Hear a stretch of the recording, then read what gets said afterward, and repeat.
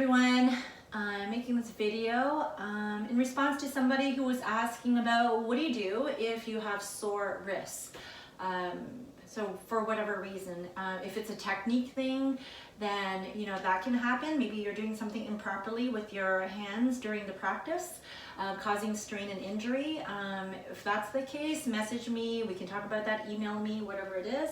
But sometimes it's just life, other things that you do outside of the practice. It could be you're on the computer a lot, you're holding a baby, you get carpal tunnel syndrome from different things, right? So today I'm just making a really quick short video on how to modify your practice so that you don't have to weight bear on your hands, right? Especially important when you're doing vinyasa flow classes. There's a lot of chaturangas, you're doing ashtanga classes, things like that, okay? So for example, in the sun salutation, I'll just take you through from the first movement, all right? So inhaling, you're gonna take your arms up as usual.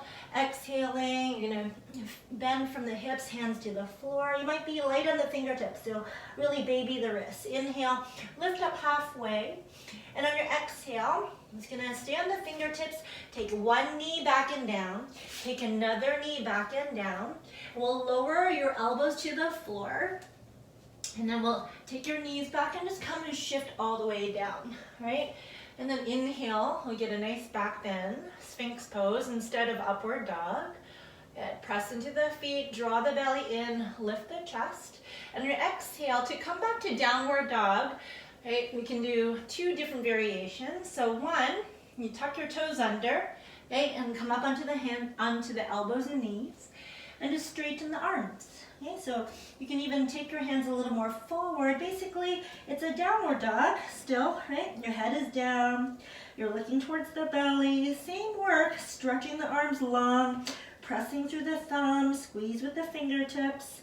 All the same elements as downward dog, it's just that you have shorter legs. Option one.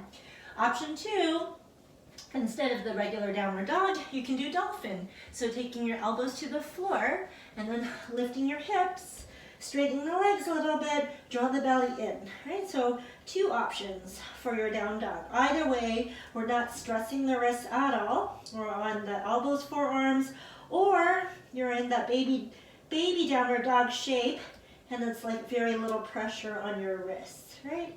So after here, let's say you held here for 5 breaths, as we usually do. In your sun salutation, what I would do is just bring the knees back to the floor. Even if you're in this variation, you're already on the knees, so it's all good. Slide your hands back a little bit. You're on the fingertips, right? Just a little bit of support to come back to the top. Step one foot, step another foot. Inhale, lift halfway. Exhale to fold, and inhale all the way up.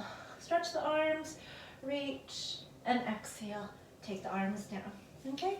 So that's just one way that I can think of to modify for the sun salutations. Hope that's helpful. See ya.